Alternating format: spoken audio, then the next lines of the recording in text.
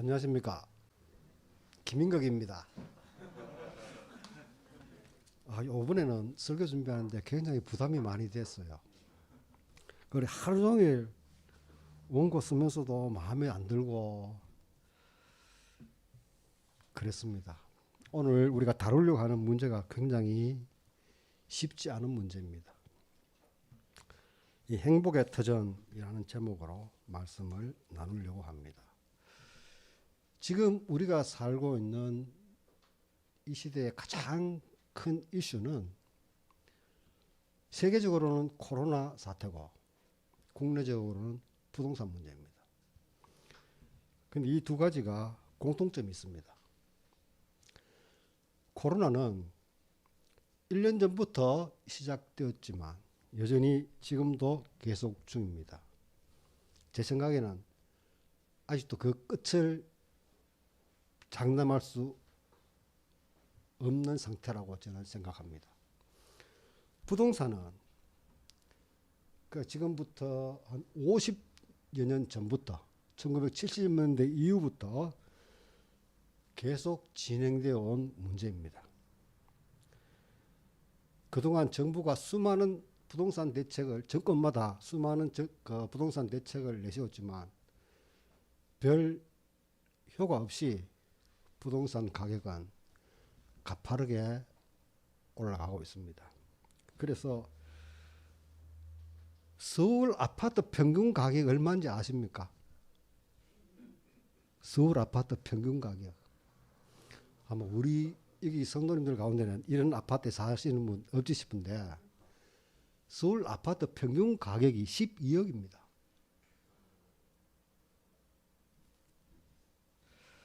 이로 인해서 요즘 LH 사태 또 국회의원 전수조사로 인해서 민주당에서 12명을 출당 조치시켰죠. 또 그에 따라 또 국민의힘도 따라서 한다는 게 꼼수 부려서 결국은 권익위에 조사를 위임한 상태입니다. 이처럼 부동산 문제는 수많은 대책에도 불구하고 아무런 효과가 없는 이유는 그 근본적인 문제를 외면한 채 임시 방편으로 다루었기 때문이라고 저는 생각합니다. 이런 부동산 문제에 대해서 정부와 여당은 굉장히 실망스러운 상태를 보여주고 있습니다. 특히 내년 대선을 앞두고 종합부동산세와 양도소득세를 완화하려고 하고 있습니다. 그래서 종합소득세 요즘 뉴스 많이 나오죠. 김진표라는 사람이 국민 2%에게만 종합소득세를 매기겠대요. 제가 아까 서울 아파트 평균 가격이 12억이라고 말했는데 이 12억은 뭡니까? 감정가로 그렇습니다. 정부에서 뭐죠? 예? 예. 실 가격은 17억, 18억입니다. 그리고 또 부동산 세를 6억에서 9억으로 상향시키자 그러죠. 오늘 이런 문제를 한번 생각해 보려고 합니다. 그래서 과연 그 해법이 있는지 없는지 있다면 그 길을 찾아서 가야 되지 않겠느냐. 그 실마리를 저는 성서를 통해서 생각해 보려고 합니다. 그래서 땅의 문제를 제가 생각하면서 원래 제목은 생명을 생각했는데 고민하다가 결국은 행복의 터전이라는 제목으로 잡았는데 굉장히 마음에 듭니다. 여러분도 마음에 드세요? 문제는 여러분 행복하십니까? 그렇죠. 저는 행복합니다. 그 행복을 함께 나누려고 합니다. 이 시대에 수수께끼가 있습니다. 근대 이후에 사회가 발전함으로 해서 가파른 경제 성장을 이루었습니다. 문제는 부가 증가함에 따라 빈곤도 증가한다는 사실입니다. 사회는 발전하는데 왜 가난한 사람들은 줄지 않는가? 이것이 이 시대의 수수께끼입니다. 여러분 한번 생각해 보셨습니까? 경제는 성장하는데 왜 빈곤의 문제는 해결이 되지 않습니까? 이를 필립 맥마이클이라는 코넬대 교수는 거대한 역설이라는 제목으로 책을 집필했는데 그 부제는 왜 개발할수록 불평등하는가? 왜 불평등해지는가? 또 한 가지는 행복의 역설이 있습니다. 1인당 국민 소득이 증가해도 행복 지수는 제자리입니다. 그래서 우리나라의 자살률은 세계 최고입니다. 그리고 출산율은 세계 최저입니다. 현재나 미래나 우리나라의 앞길이 보이지 않는 그런 암울한 상황에 있습니다. 그래서 요즘 서점가에 많이 팔리는 책이 주로 힐링에 관한 책, 치유에 관한 책들이 많이 판매되고 있습니다. 이것은 곧 우리 개인과 사회가 건강하지 않다는 반증입니다. 우리의 삶이 너무나 가파르기 때문에 그거를 해결할 수단을 찾는 그 단어가 바로 힐링입니다. 그 책 읽는다고 힐링 됩니까? 차라리 여행 한번 갔다 오면 힐링 됩니다. 이런 행복의 역설의 그 원인은 빈부격차였습니다. 다시 말하면 양극화입니다. 황금 만능주의와 개인주의로 인해서 풍요 속의 빈곤 상태에 우리가 놓여져 있습니다. 그 누구는 풍요하지만 그 누구는 반대로 빈곤해서 힘든 삶을 살아가고 있습니다. 그 근본적인 원인은 토지 독점에 있습니다. 제가 얼마 전에 설교한 가운데도 한번 말씀드린 가운데 있는데 주택 보급률 우리나라 100% 넘었습니다. 그런데 집 가진 사람은 50%가 되지 않습니다. 그런데 집 많이 가진 사람은 수백 채를 가지고 있습니다.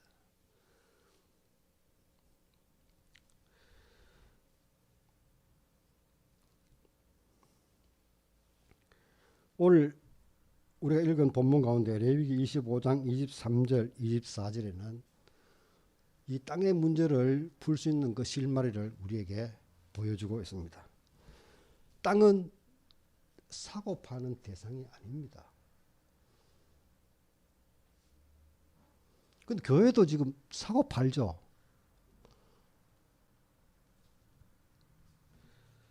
이는 다시 말하면 땅은 우리의 노력으로 얻어지는 대상이 아니라는 것입니다. 다시 말하면 땅은 하나님이 우리에게 선물로 주신 것입니다. 선물의 땅입니다. 그래서 그 누구에게도 소유권이 존재하지 않습니다. 다시 말하면 토지 사유제를 금지합니다.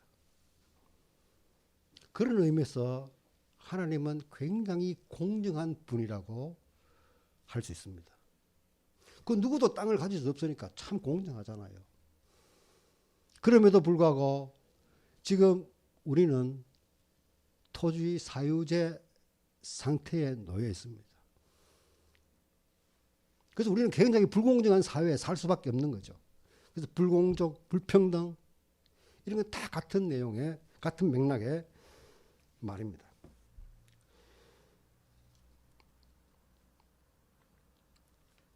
오늘 본문에서 우리 인간을 어떻게 설명해 주고 있습니까?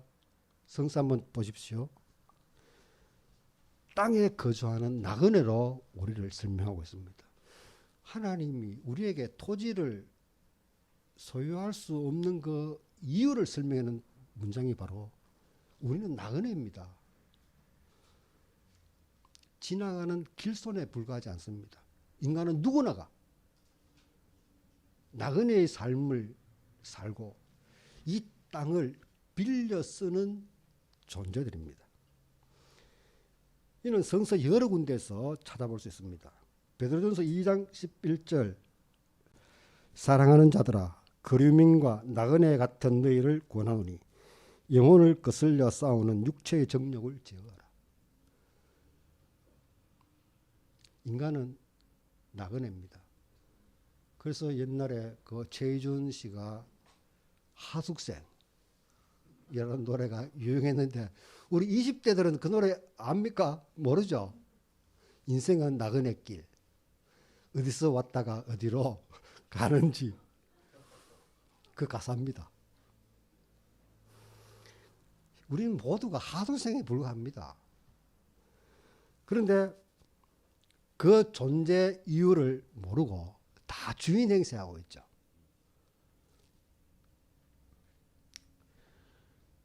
예전에 농경사회는 인간은 누구나 땅에 대해 평등한 권리를 가졌습니다. 그런데 로마 제국 이후에 토지 사유제가 실시되었습니다. 이 토지 사유제는 로마 제국 이후에 근대화 산업화를 거치면서 점점 더 심화되어 갔습니다. 근데 재밌는 것은 로마가 멸망한 원인 중에 하나가 토지 사유제로 인한 내부 갈등 때문이라고 합니다. 로마가 멸망한 것이 결국은 양극화 때문에 빈부격차가 심화되기 때문에 그 거대한 제국이 하루아침에 멸망했습니다. 그 로마 제국의 예를 본다면 우리나라도 곧 망할 가능성이 굉장히 높은 나라 중에 하나라고 생각합니다. 전도서 5장 9절에는 땅의 소산물은 모든 사람을 위한 것입니다. 그 누구가 독점할 수 없다는 말씀입니다. 그런데 이사야서 5장 8절, 이사야 5장은 포도원의 노래라는 노래라고 합니다. 그 5장 8절에 이스라엘이 남과 북으로 분열된 상태에서 남유다 예루살렘에서 활동한 이사야가 그 시대 상황을 고발한 내용입니다. 집에 집을 더하고 밭에 밭을 늘려나가 더 이상 홀로 서 있을 수 없는 상태라고 고발하고 있습니다. 남북이 분열된 상태에서 남유다가 굉장히 불공정한 사회에 처했습니다. 지금 우리나라와 거의 같죠. 집에 집을 더하고 밭에 밭을 늘려나가고 한편 마태복음 5장 5절 우리가 팔복에 있는 내용 가운데 이 땅과 관련된 문제는 마태복음 5장 5절에 있습니다. 온유한 자는 그들이 땅을 기업으로 받을 것이요. 근데 이 말 여러분 이해가 됩니까? 온유한. 이 온유하지 않은 사람 어디 있습니까? 땅 받았습니까? 아직 우리 정모사 아직 땅 한 평 없어요. 얼마나 온유합니까? 저는 덜 온유해서 그런 땅을 가지고 있습니다. 이 말이 굉장히 번역이 잘못됐다는 것입니다. 이 본문이 번역된 그 시기, 그러니까 영국에서 16세기, 17세기입니다. 그 당시 영국이 고도 인플레이션과 탐욕적인 지주제도의 시절입니다. 거대한 부가 빈곤과 극히 대조를 이루던 시절입니다. 그래서 성서 번역에 참여한 사람들은 사회 다 기득층입니다. 성직자들 같으면 옛날에는 왕, 정치적으로는 왕이고 종교적으로는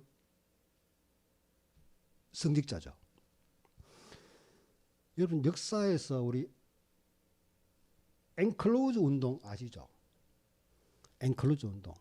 뭐냐면은 16세기 영국의 영주나 대주주가 목축업이나 농장을 위해 공동 이용이 가능한 토지에 자기가 임시로 울타리를 쳐서 그 울타리를 치자는 말입니다. 앵클로즈. 울타리를 쳐서 울타리 친 그 땅은 내 땅입니다. 이제까지 공동으로 이용했는 누구나가 함께 사용할 수 있는 그 땅을 일방적으로 영주나 대지주가 말뚝 박아가지고 이제부터 여기 내 땅. 이게 앵클로즈입니다. 이런 상태에서 이 마태복음 5장 온유한 자는 온유한 자는 복이 있나니 그 땅을 기부로 받을 것이며 라고 번역한 이유가 있습니다. 원래 의미는 압제받는 나라의 가난한 사람은 복이 있나니.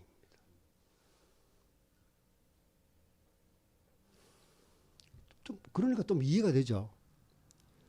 압제받는 가난한 나라에 착취를 당한 사람이 복이 있다라고 말하고 있습니다. 성서는 우리에게 때로는 우리 삶의 지침도 되지만은 굉장히 우리의 사고를 뒤흔드는 그런 도전적이고 토발적인 내용의 말씀이 굉장히 많습니다. 그런데 오늘 교회가 특히 목사들이 설교를 하면서 귀에 들리는 설교만 하죠. 그래야 사람들 많이 모이니까. 많이 모이면 뭐합니까? 교회 크게 짓죠.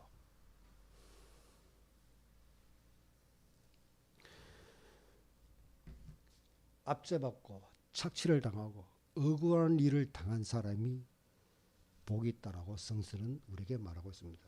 그래서 마태복음 5장 3절에 가난한 사람은 복이 있나니 이 말하고 같은 맥락의 의미라고 생각할 수 있습니다. 오늘 제가 이 문제를 생각하면서 한 분을 소개하려고 합니다.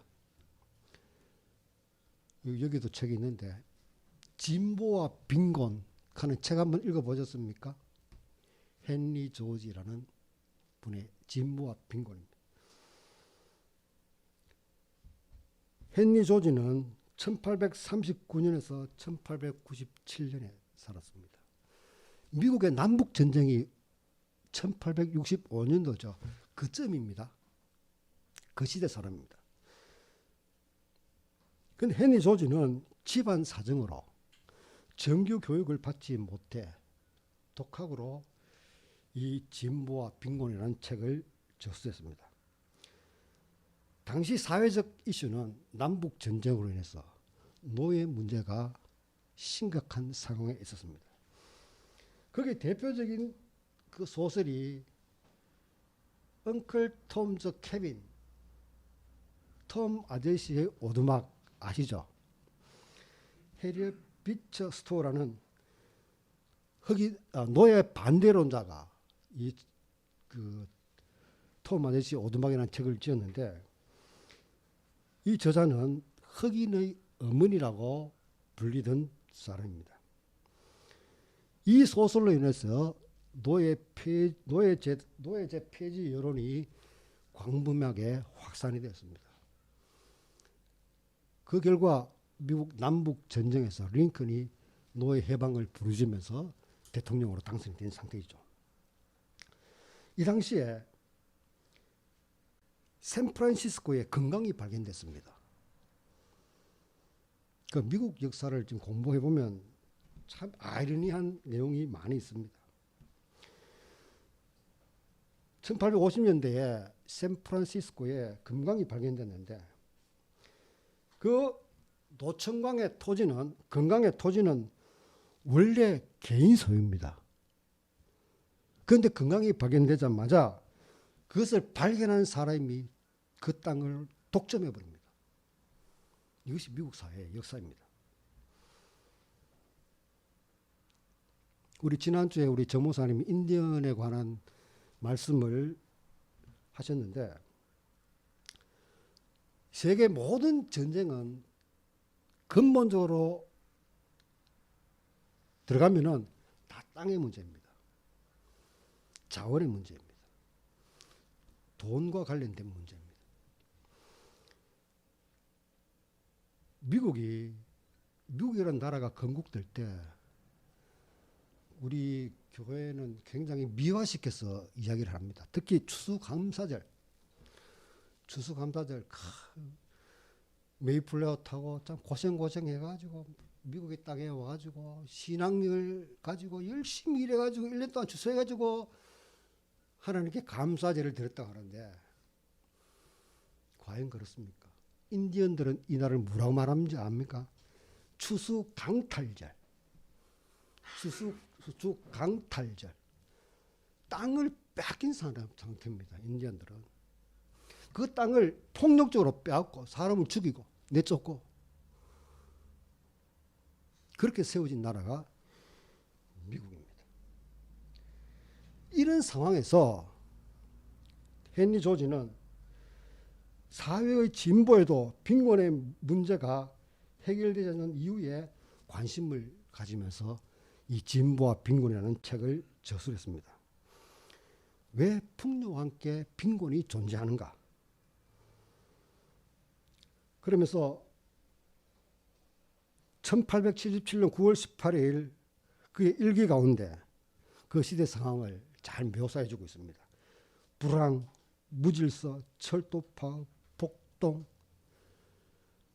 건강이 발견되고 또한 노예가 해박되었지만 이 사회는 극도로 불안과 갈등이 심화되어 있는 상황에서 이 문제를 어떻게 극복할 것인가? 이 문제를 어떻게 해결할 것인가? 이것을 생각하면서 지은 책이 바로 진보와 빈곤입니다.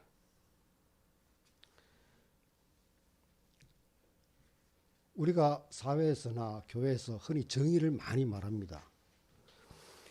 그런데 이 정의라는 말에 토지와 관련, 이 정의라는 말은 원래 토지와 굉장히 밀접한 관계가 있는 말입니다. 다시 말하면 토지가 빠진 정의는 사실은 공연불에 지나지 않다는 말씀입니다. 사회는 발전하는데 왜 가난한 사람들은 줄지 않는가? 사회의 발전에도 빈곤이 사라지지 않는 이유가 무엇인가? 이것이 바로 헨리 조지가 고민하던 문제입니다. 답은 간단합니다. 부의 불평등입니다. 부가 골고루 분배되어지지 않고 특정한 소수에게 몰리기 때문입니다. 이 부의 불평등은 다시 말하면 토지 소유의 불평등에 기인하고 있습니다.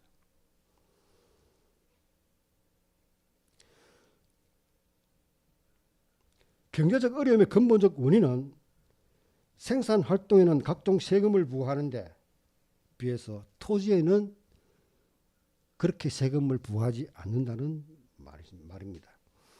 그래서 우리 정부에서도 여당에서도 종부세 완화하고 양도소득세 완화하는 이유가 바로 여기에 있습니다. 각종 세금 계속 오르잖아요. 근데 부동산 문제는 정권에 따라 올라갔다 내렸다 자기들 마음대로 합니다. 그 해결책은 뭐냐? 그 해결책을 제시한 책이 바로 진보와 빈곤입니다. 토지 사유제는 한마디로 불로소득입니다. 불로소득은 국가가 환수해야 됩니다. 그렇죠. 불로소득은 자기가 힘들어 노력하지 않고 얻은 소득은 개인의 몫이 될 수 없습니다. 그 성서의 말씀이 그죠. 땅은 하나님의 것입니다. 그 땅을 소유했다는 이유로 그 이득을 개인이 독점하는 것은 부당한 사회입니다. 불로소득입니다. 그래서 이 헨리 조지가 부르짖는 게 바로 토지 가치세입니다. 모든 세금을 다 없애고 우리 각종 세금 얼마나 많습니까? 그죠? 모든 세금을 없애고 토지 가치세 이거 하나만 있으면 모든 게 해결된답니다. 그래서 단일세입니다. 그럼 모든 세금 다 없앱니다. 토지 가치세만 있다면 대학 무상교육, 무상 의료까지 다 가능하다는 것입니다.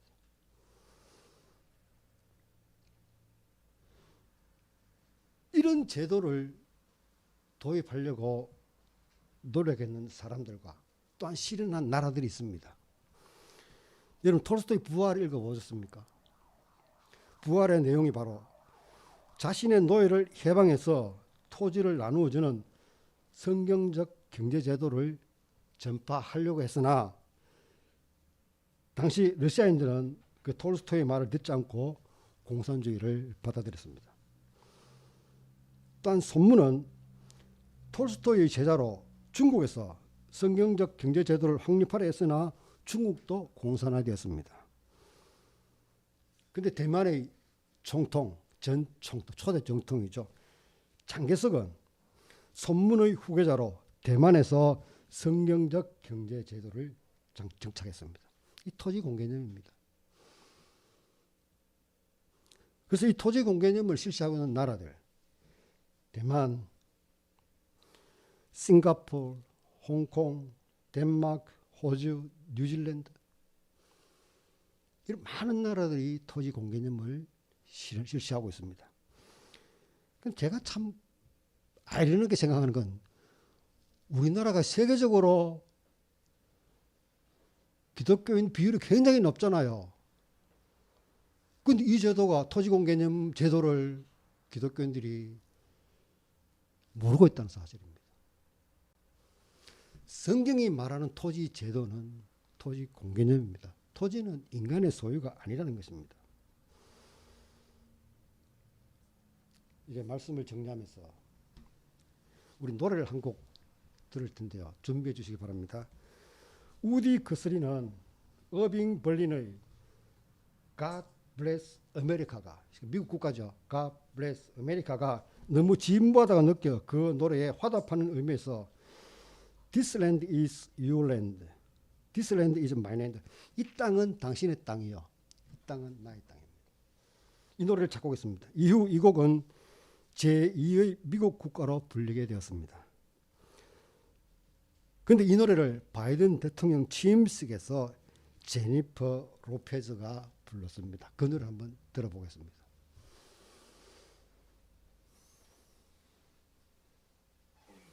This land is your land and America the beautiful, accompanied by members of the President's own United States Marine Band.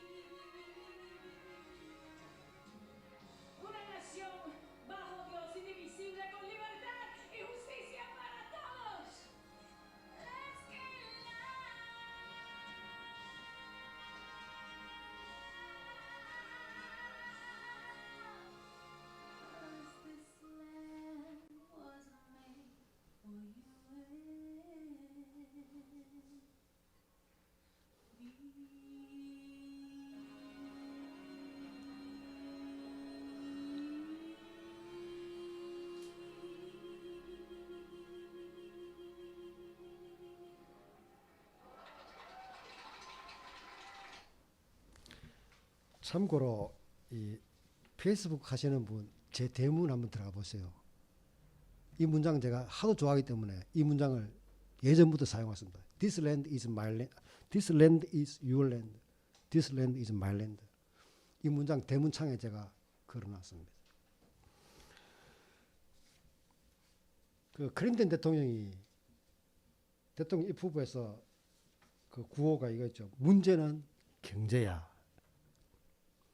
문제는 경제가 아닙니다. 문제는 토지입니다. 황금 만능의 시대, 풍요 속의 빈곤, 빈부 격차의 근본 원인은 땅의 문제입니다. 우리는 땅의 지배자가 아니라 땅에 잠시 머물다 떠나는 나그네에 불과합니다. 말씀을 정리하면서 우리 계시록 21장 1절 4절 우리 다 같이 한번 찾아보겠습니다.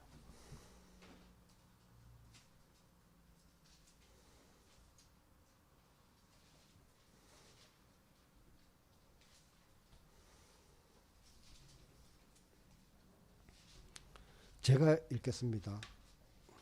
한번 들어보십시오.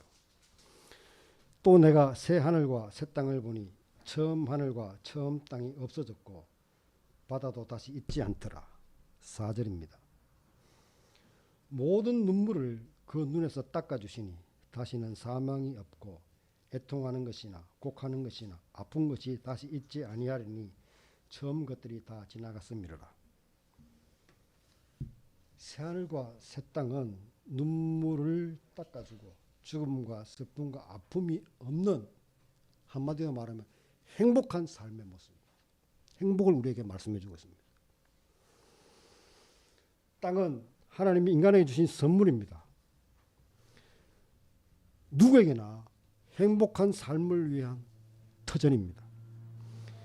이 땅은 누군가가 더 많이 소유하기 위한 땅이 아니라 당신과 나의 행복을 위한 터전입니다. 기도하겠습니다. 하나님, 우리에게 선물로 준 땅에서 행복을 누리는 삶이 되기를 원합니다. 비록 저마다 삶의 여건과 환경이 힘들고 어려울지라도 지금 살아있다는 것에 감사와 기쁨을 드리며 날마다 순간마다